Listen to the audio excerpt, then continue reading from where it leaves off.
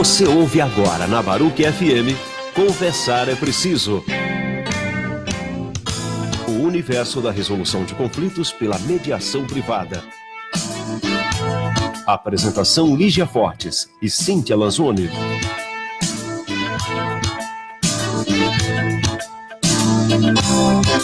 Olá, pessoal! Boa noite! Nessa noite de 4 de setembro de 2018.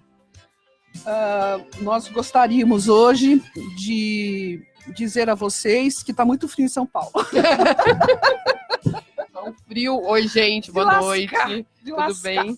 Tá um frio, uma chuva, um trânsito. Tá São Paulo como São Paulo é, né? Nossos ouvintes queridos que nos ouvem e aqueles que ainda vão nos ouvir, que não nos ouvem ainda. Me embananei aqui. Vamos agora para o Conversar é Preciso. Eu estava fora do microfone. Alô, pessoal. Aí o Afrânio fica fazendo mímica aqui na nossa frente. Fazendo mímica, quase me estapeando aqui.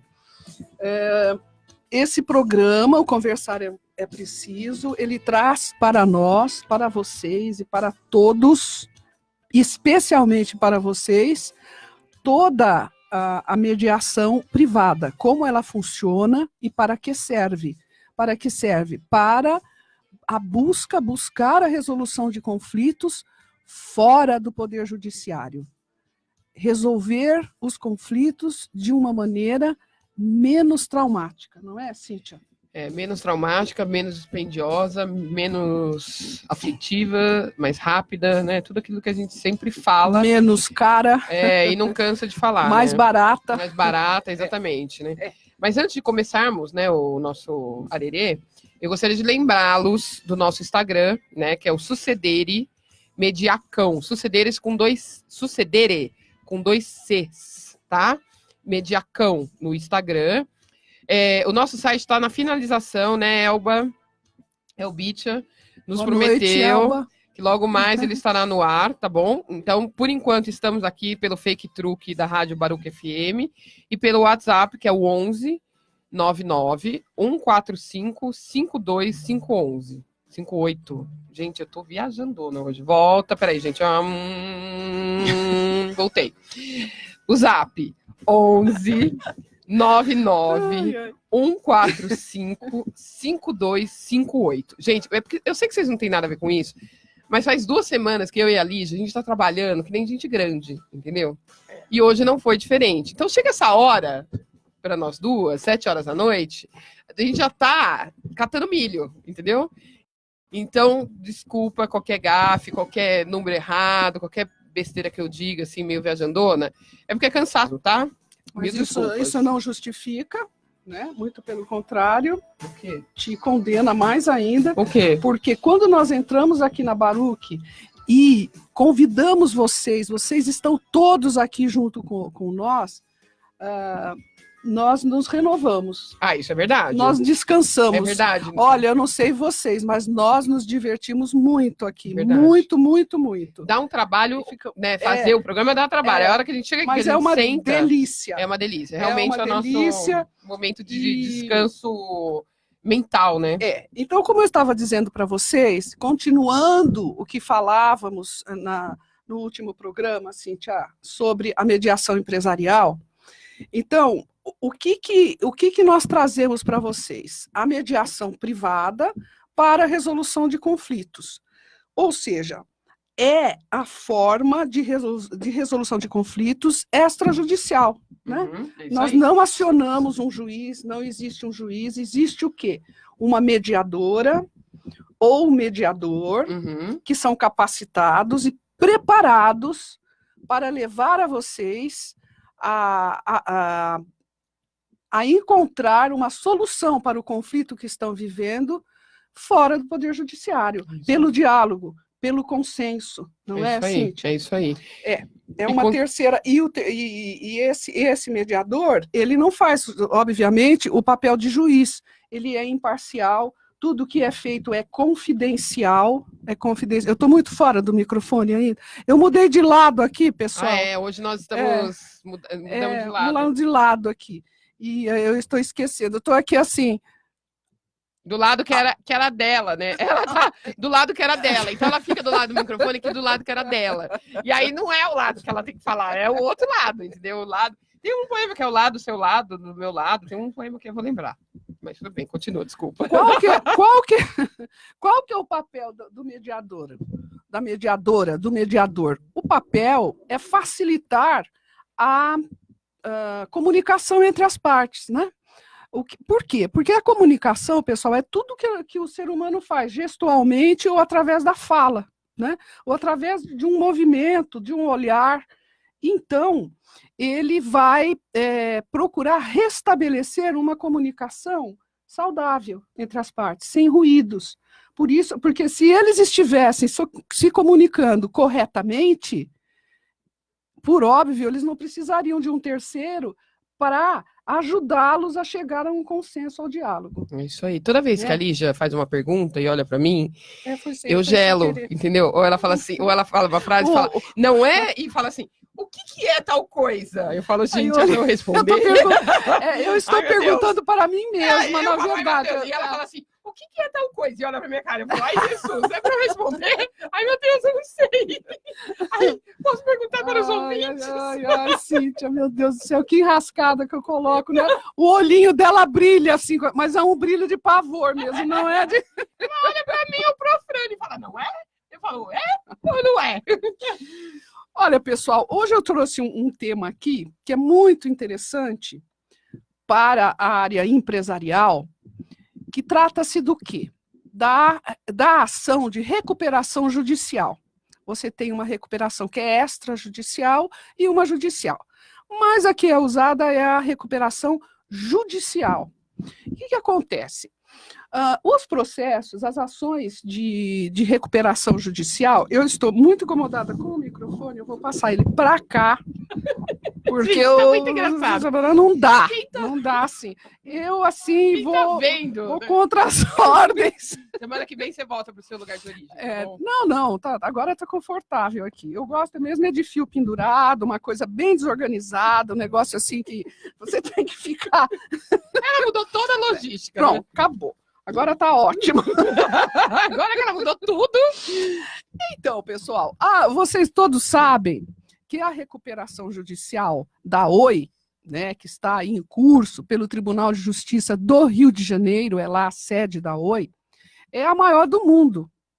É uma recuperação, a recuperação judicial, talvez as pessoas ainda conheçam pelo nome de concordata. Até 2005 era concordata, depois virou recuperação judicial. É a maior do mundo em valores? 50 mil credores. 50 mil credores. Isso um dia vai acabar? Esperamos que sim, né? Mas assim... A gente estará ainda na Terra ou os dinossauros já é isso que eu vou contar para vocês. O que acontece a recuperação judicial no Brasil?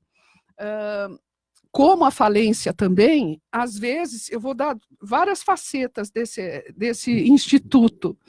Então, como muitas coisas no Brasil, primeiro, mudaram o nome, certo? A Frânio mudou o nome porque a concordata não estava dando certo. Ninguém mais acreditava na concordata. E a recuperação judicial é a mesma coisa. Eu me lembro, nos idos de 2005, pessoal, eu fui no primeiro seminário sobre recuperação judicial.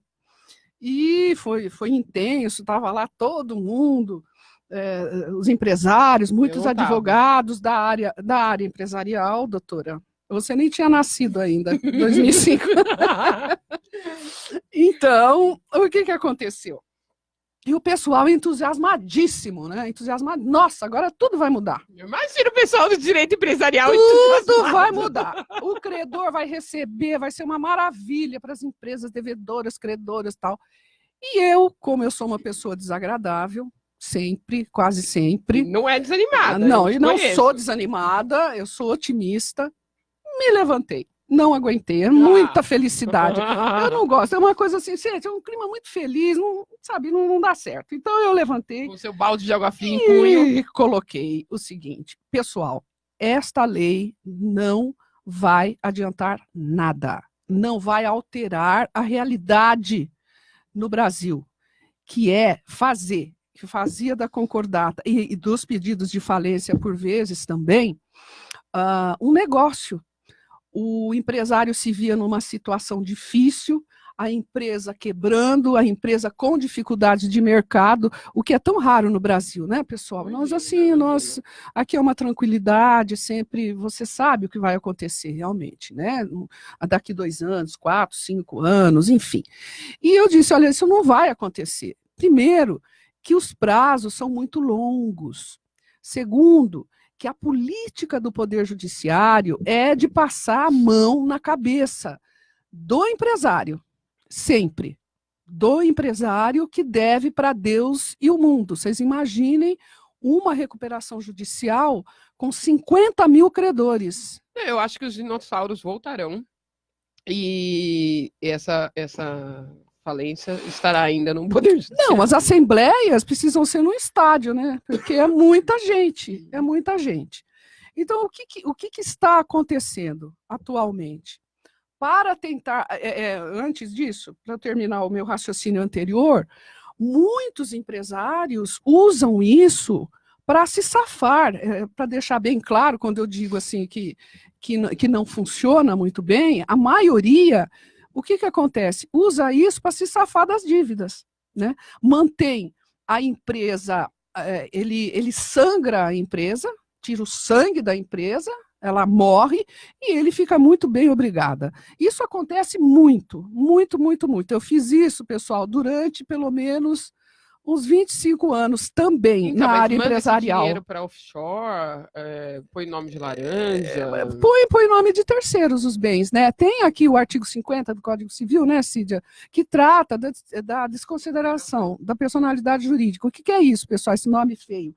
É assim, por exemplo, quando é constatada a fraude, a transferência de bens, tal, o que faz? Atinge o patrimônio dos sócios, né? Você vai para cima, desconsidera a pessoa jurídica e vai para cima da pessoa física, dos sócios, das pessoas físicas dos sócios. Agora, isso é muito difícil de demonstrar também, de pegar essa fraude, porque normalmente isso vem sendo urdido, né, ao longo do processo. Tanto que é muito difícil você pegar uma falência ou uma recuperação judicial que tenha como responsabilização criminal os sócios. Acontece, eu já vi, não foi uma nem 2 vezes, já vi. Mas é mais difícil disso acontecer, sabe? Então, assim, o que acontece? Os prazos são muito estendidos também. Nós temos, e com deságio, né? Então, como os credores ficam rendidos, não tem como negociar, porque todos, como essas ações, tanto de falência quanto da recuperação judicial, são ações ditas universais. Vocês podem comparar com a sucessão hereditária, né? Ou a sucessão de empresa também. Vamos ficar na sucessão hereditária e na recuperação judicial. O que acontece? Todos os credores têm que ser tratados de maneira igual, salvo os que não são tratados, né? Que têm créditos privilegiados. Por exemplo, os trabalhistas, né? Os trabalhistas têm créditos privilegiados, então eles devem ser pagos antes dos demais. Tem os créditos com garantias, as garantias reais, eles também vão ser tratados de uma outra maneira. Tem os bancos, as instituições financeiras, né, que também normalmente têm as suas garantias. São processos hoje em dia que tem que terminar em 2, 3 anos no máximo, mas eles levam 10. Eu tinha no escritório coisas de 10, 15 anos.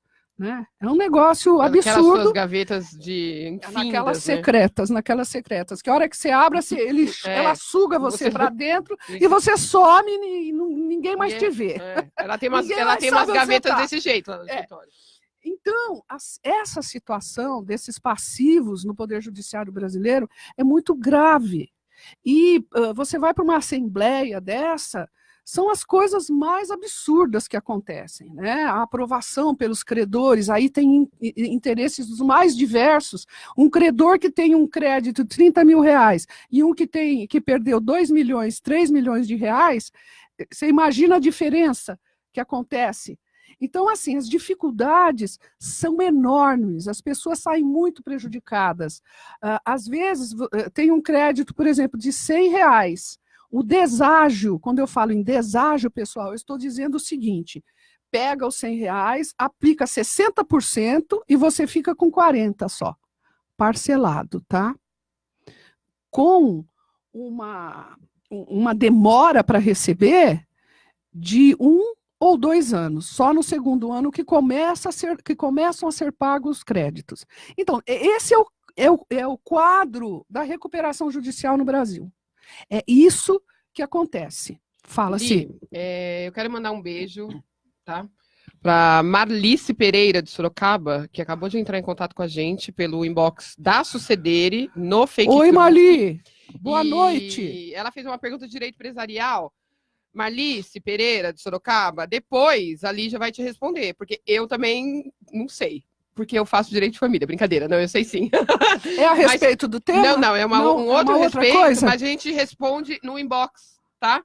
Do Facebook, a questão que no ela... Zap que ela, também, ela pode entrar em contato conosco. Mas ela entrou em contato com a gente no inbox do Fake tá Truque. Bom. Então, ó, Marlice Pereira, de Sorocaba, um beijo, continue com a gente e a gente responde, tá? Um beijo grande, obrigada por nos ouvir. Obrigada por nos ouvir, pela audiência. Mandem questões, isso é ótimo.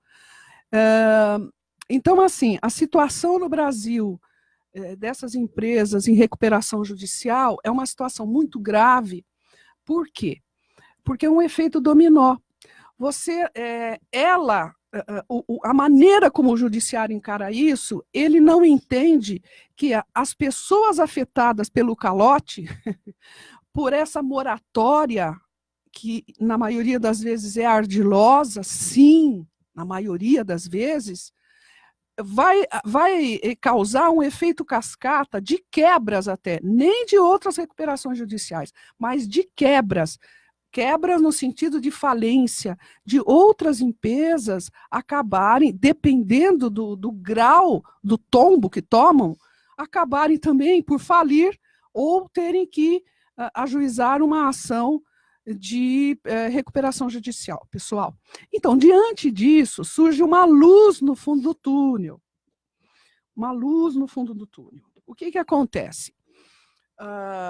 Foi ajuizada uma ação de recuperação judicial no Rio de Janeiro, saiu uma sentença, eles pediram uma mediação com os credores, saiu uma sentença concedendo esse direito de fazer a mediação com os credores, e essa empresa é a Oi, que eu estava me referindo, a qual estava são 50 mil credores, de todos os tamanhos, né? Então, tem os credores que eles têm créditos de 50 mil reais, por exemplo, para menos. Né? Você vai por valor? Não é por valor, é por categoria, né? Categoria. Por exemplo, tem o credor quirografário, esse nome feio, disso. Credor quirografário. Muito espaçadamente na faculdade. Que é o infeliz que vendeu para a empresa, os fornecedores da empresa, né? E ele é um credor quirografário. O que significa quirografário? Ele é um credor comum. Ele vai ser o primeiro a apanhar e o último a receber, né? Então, assim, são os de 50 mil reais. Então, nesse caso dessa recuperação judicial, que, como eu disse, é a maior do mundo, né, tanto em volume de dinheiro, quanto em número de credores a receber, eles dividiram. O que aconteceu? Eles dividiram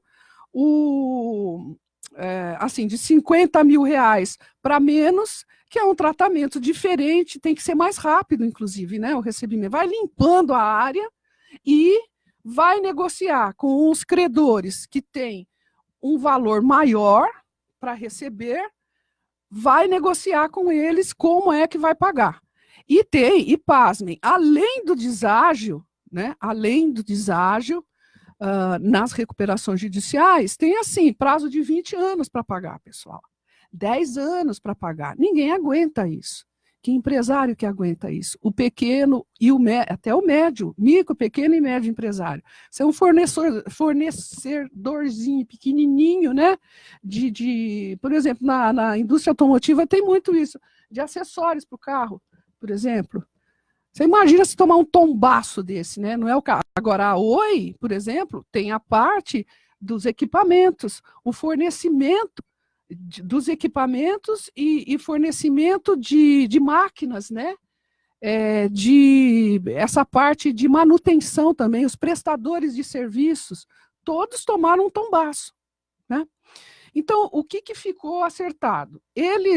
Antes de que ficou acertado, o que aconteceu? Saiu essa sentença no Rio de Janeiro.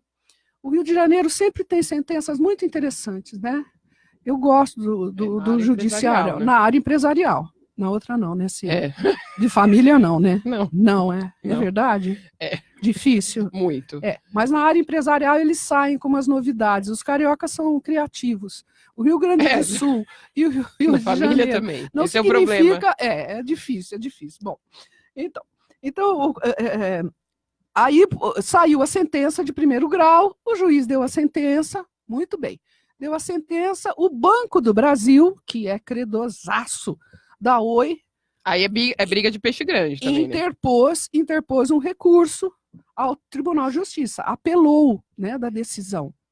E eles queriam o quê? Que indeferissem a autorização para uma mediação. Que indeferissem. Mas qual era? Vejam Mas só, por quê? o indeferimento porque seria em prejuízo, porque como é um juízo universal, como eu estava explicando para vocês, o que acontece? Todos os credores têm que ter o mesmo tratamento, dentro das suas classes, né? Classe dos quirografários, classes que têm a garantia real, e outras mais. Então, entrou, só que, para surpresa geral, o Tribunal de Justiça manteve a sentença e mandou fazer a mediação. Aí foi por STJ. E no STJ foi confirmada a sentença novamente, confirmada a decisão no Tribunal de Justiça do Rio de Janeiro. Mas recorreram do STJ? Não, então. Mas agora acabou. Não foi para o STF? Já autorizou. Tá autorizado. Já autorizou. Mas olha já está só, numa mediação particular privada? Só, então, sabe quantos acordos já foram feitos? São 50 mil credores. 50 mil credores, pessoal. Sabe quantos acordos? 28 mil acordos foram feitos. Então, 28 mil. Estamos mais da metade. Vamos supor, eu tenho direito a 50. Imagina esperar 20 anos para receber, 10 anos. Se o cara me pagar 30, eu aceito. Então, se é 50 mil, entendeu? já... Então, assim, é uma negociação. Óbvio, gente, que eu não sei exatamente valores, como é que se passou isso. Não consigo saber isso, né? Mas são 28 mil acordos que foram feitos já, que já foi resolvido. Entendeu? Dos 50 mil? Dos 50 mil. Então, quer dizer, os dinossauros não verão? Não. Olha, tô passada. Gente, nem eu sabia disso. É porque eu não leio direito empresarial, tá, Lígia? Não sei se eu vou te magoar contando isso. Agora você tem que... Eu tô, assim, botando goela abaixo. Forceps, né? Saber. Ela tá me ensinando direito empresarial, forceps, né? Saber. Então, são bons ventos, né? Bons ventos estão tocando aqui, tocando também a recuperação judicial, que precisa se modificar. Nós temos também problemas, por exemplo, quando você tem a recuperação judicial e falência, tem que ser nomeado pelo juiz um administrador judicial. Olha só o que acontece. Esses administradores não têm preparo adequado para fazer isso. Então, eles acabam, embora estejam sendo treinados, tem programas e tem cursos para treinamento, né? Normalmente são advogados, são contadores, tá? E eles são treinados, mas acabam por não apresentar os relatórios, por não fazer as análises necessárias que precisam ser feitas. Então, por que eu trouxe esse tema hoje aqui? Porque o Brasil, novamente, infelizmente, estamos numa crise econômica, mas estamos no olho do furacão. Está longe de acabar, né, pessoal? Está longe de acabar, precisamos ter perseverança, seguir em frente. Mas é uma luz no fundo do túnel para que as pessoas negociem, né? Os bancos, os fornecedores, os que têm direitos trabalhistas, eles terão que ser pagos em primeiro lugar, os órgãos públicos, as fazendas, né? As fazendas públicas, estaduais, municipais e a fazenda federal, da União, o que acontece? Eles já estão fazendo, já foi autorizado a fazer o parcelamento de tributos também. Porque, senão, é uma medida, vamos dizer, no mínimo inteligente, porque isso viabiliza a solução desse impasse que vira uma recuperação judicial e uma falência, sabe? Acaba por desanimar todo mundo. Aí o cara, o sócio, né, não estou dizendo que são todos, mas muitos, o que acontece? A empresa fica lá sangrando, todo mundo esperneando, gente quebrando porque não recebeu os créditos e tudo, e o cara já está com outra empresa, num nome de um terceiro, e vai muito bem, obrigada. É assim que a coisa acontece. Muito, muito, muito, muito. A miúde, isso aí não é a exceção, é a regra. Então, esse tipo de decisão é muito importante e traz assim um alento, né, para todas essas pessoas que se veem no meio de uma situação dessa. Eu acho que traz, Li, a necessidade da rapidez, Esqueceu, né? A resposta, na verdade, que a sociedade pede, que não necessariamente tem que vir do judiciário. Porque a resposta, entre aspas, da justiça social, que não tem que vir necessariamente do judiciário. O que você está dizendo? Olha, houve uma sentença, o juiz falou, então vá para a mediação privada, porque nós, do judiciário, não temos como... Não tem condição nenhuma, no volume desse. Exatamente, um volume desse a gente não consegue, vá para a mediação e dê, né, ao cidadão a justiça social que ele pleiteia, que é, olha, eu sou um pequeno fornecedor, eu preciso desses 20 mil reais para eu respirar, né, o meu dinheiro, e eu não consigo esperar 20 anos, porque daqui 20 nem 10, anos, nem 5. eu já infartei e morri. Eu preciso desse dinheiro agora, né? E olha, eu não entendo, quer dizer, eu entendo, eu brinco que eu não entendo de direito empresarial, porque a faculdade de direito é uma faculdade genérica. Lógico, eu vi direito empresarial, eu estava lá, não estava viajando, eu tive aula com um professor excelente, eu não peguei DP, mas não é a matéria que eu faça. Mas lógico, o que a Lígia está dizendo, eu entendo, porque eu tenho uma formação jurídica. Agora, a função social, que é o direito empresarial constitucionalista, né, que são direitos e garantias que estão no artigo 5º da Constituição Federal. Então, quando você pega e o Estado diz, eu não posso fazer isso, eu tiro isso da minha mão e levo para a iniciativa privada, para a mediação privada, eu estou atendendo o direito empresarial constitucional, direitos e garantias, princípios constitucionais. É isso que a gente está falando, de função social que a Constituição Federal de 88 pleiteia. Então, você está me dizendo, olha, então tá bom, a gente não pode fazer? Então façamos de uma outra forma, mais barata, mais célere, e vamos atender o cidadão. Vamos fazer o mundo girar, né? Vamos melhorar. Quer dizer, é inovador. É uma coisa assim que é óbvia. É óbvia até. Mas que tempo que demorou. Olha, fora as atrocidades da lei anterior a 2005, que era das falências e concordatas. Essa é recuperações judiciais e falências, né? O nome da lei, que é de 2005, mas vejam o tempo que isso passou. E, pessoal, eu acompanho agora de fora, porque, sendo franco, eu me cansei, né, dessa área, que é muito árida, inclusive, mas de tudo que eu acompanhei, eu conto nos dedos da minha mão o que eu consegui recuperar de créditos. É tudo um grande engodo, é uma dificuldade enorme. Uma assembleia de credores é uma coisa terrível, vocês não têm noção. E a empresa acaba por se impor. O judiciário, eu repito, reforça e ampara esse tipo de prática, né? Não são todas as empresas que fazem isso, mas isso é a regra. Deixa eu ver se eu esqueci de alguma coisa. 5 minutos, pessoal, já estou aqui, já estão me pressionando aqui, eu não posso nem ser criativa. Não, eu vou... Não, olha eu. Não. Vamos lembrar o zap, agora eu juro que eu vou ler direitinho o que está escrito aqui, tá? Isso. 11 99 145 5258. Temos no Fake Truque pela Sucedere, né? Temos também pela Rádio Baruch FM, você nos encontra lá. Isso aí. E tem o Instagram também, é Sucedere Mediacão.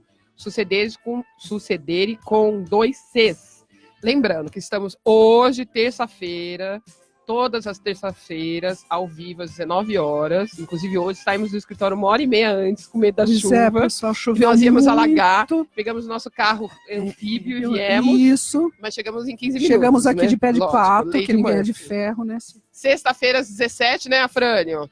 A Afrânio é minha cola. E segunda-feira, às 10 da manhã. Mas o ao vivo é às terças, às 19, que nós estamos aqui na Ao vivo Bate é a cores. radiobarucfm.com. Eu, Lígia e a Frânio. E a Frânio na Bate-Caverna, né, pessoal? Exatamente. Na Bate-Baruque. Agora vamos no Conversa na Varanda, ali? Vamos lá, porque a Cíntia já, vocês perceberam, né? Tudo bem. Não, porque senão ela fica falando até amanhã, gente. Dá o microfone pra essa mulher, não para de falar nunca mais.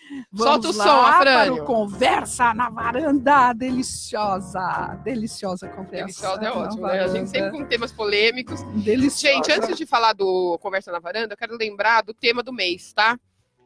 Agora nós entramos no Setembro Amarelo, que é a prevenção ao suicídio.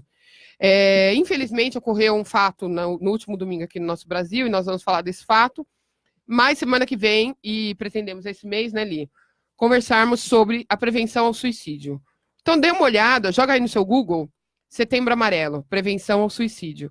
É um babado sério, é uma questão de saúde pública, e precisamos tratar com carinho, tá bom? Acho que é 180, né? Não Uma sei, pessoa em perigo. Não sei.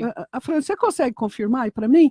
Eu acho que é 180, eu li. Para ligar, e sempre vai haver uma pessoa. 180 é a denúncia também, pro Brasil, né? pro Brasil. Do Agosto Lilás era 180 também. Será que é 180, 188? Mas eu acho que dá para descobrir ali. Tá. Enquanto isso, a gente uma vai maravilha. falando do incêndio, né? No Museu Nacional. O que a gente vai falar aqui? O incêndio no Museu Nacional e a emenda constitucional número 95. Gente, o que é uma emenda constitucional? Existe a Constituição Federal, que vocês sabem, de 88, né? Que é a nossa lei máxima, né? Ela está no topo da pirâmide de Hans Kelsen. Lembra? Oh, que lindo! Esse boy eu conheço, lá da aula de direito, de noções básicas do direito. Isso aí. Uma emenda constitucional, eu vou falar de uma forma bem simples, tá, gente? É a modificação imposta ao texto da Constituição Federal após sua promulgação. O que aconteceu? Existe essa emenda 95, que é de 16/12/2016, tá? E o que ela implicou? Ela implicou um novo regime fiscal em vigor pelos próximos 20 anos, isso significa até 2036, congelando as verbas dos orçamentos fiscais e Seguridade Social da União. Certo? E o que eu quero que vocês entendam que a gente estava conversando hoje, eu e a Li?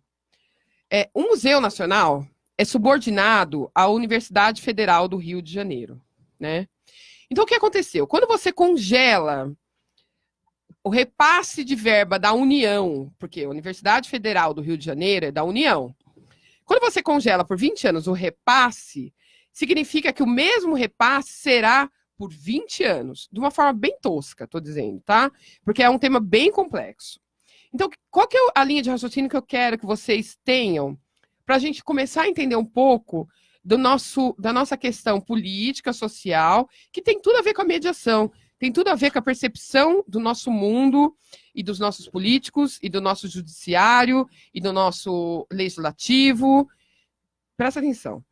Eu corto a verba com uma emenda à Constituição, a emenda constitucional número 95, para estudo, para cultura, educação, cultura, saúde também, concursos públicos, contratação de pessoal, tudo que você possa imaginar. Salários de servidores, foi tudo congelado. A única coisa que ficou fora,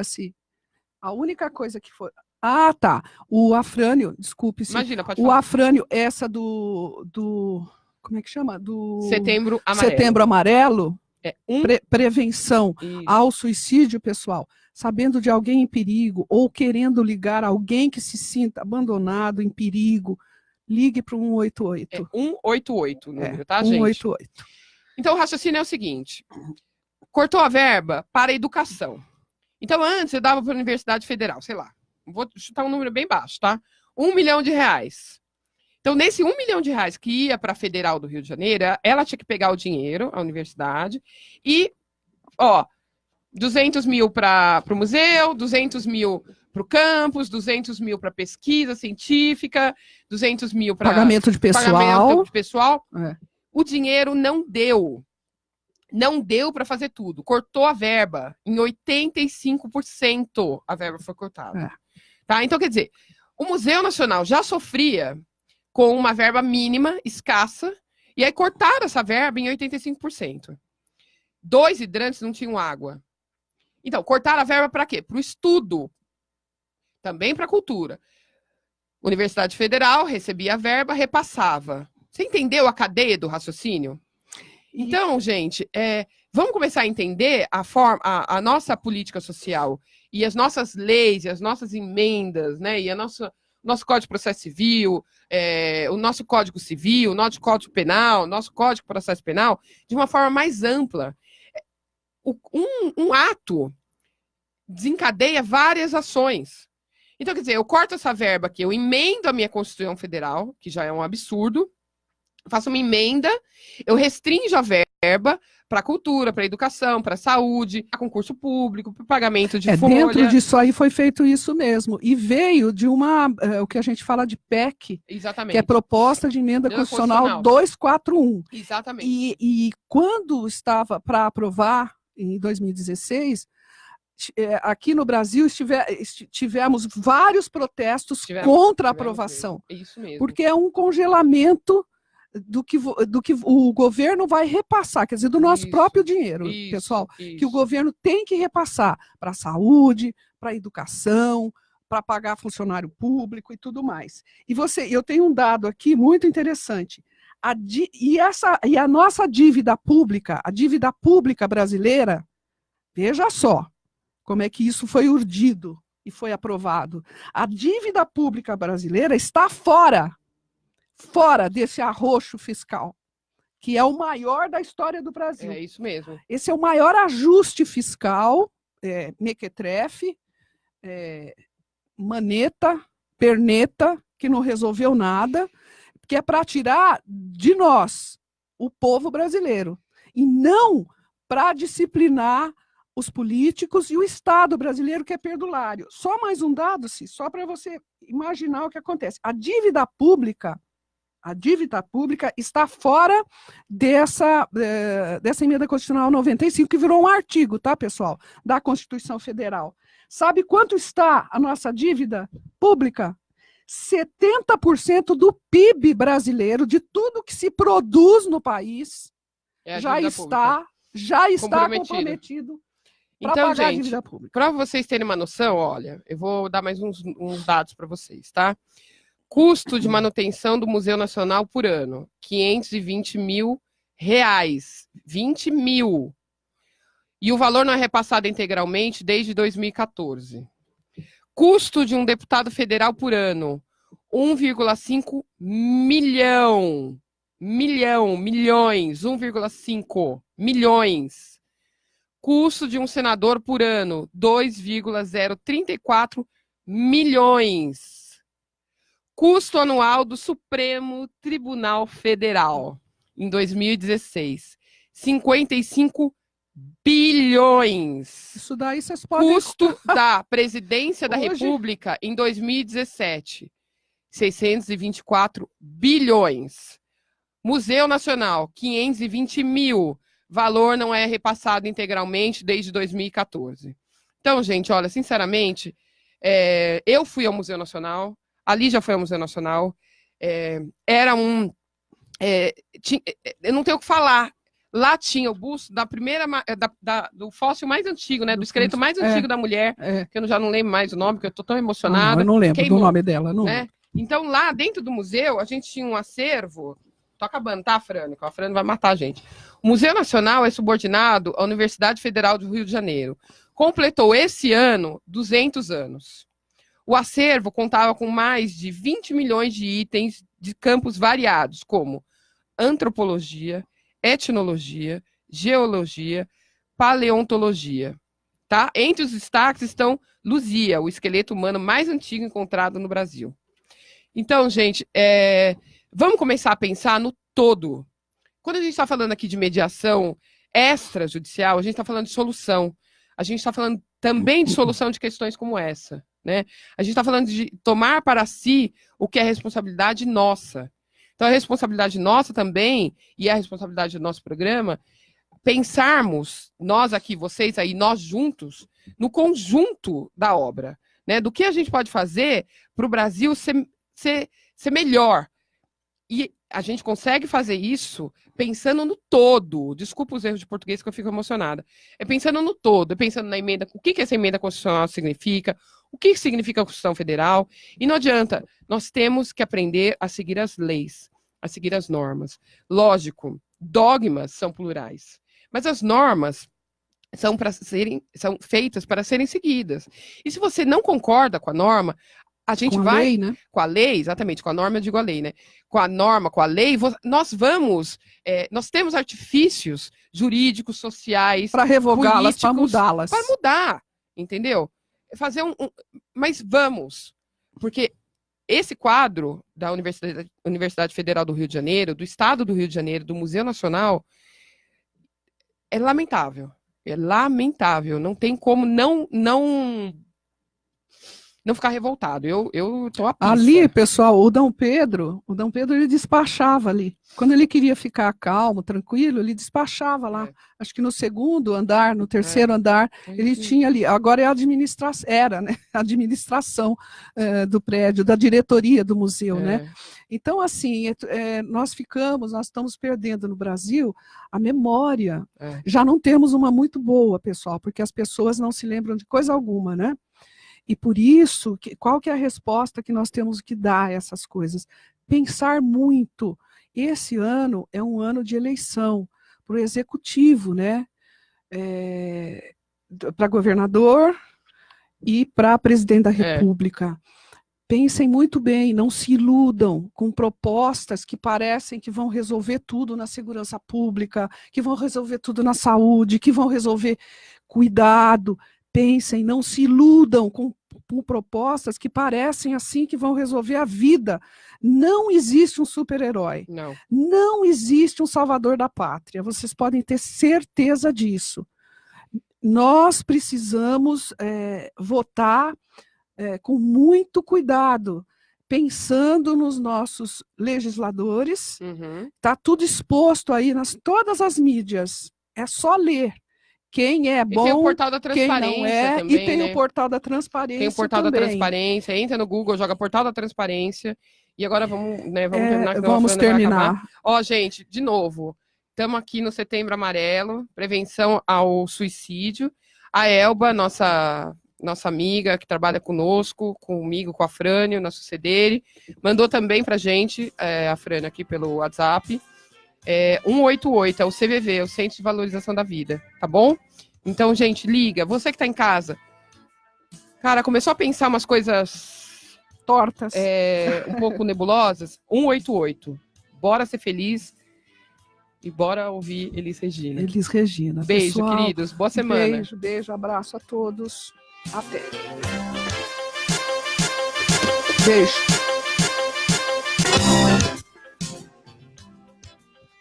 Você ouviu na Baruch FM Conversar é Preciso, com Lígia Fortes e Cíntia Lançon.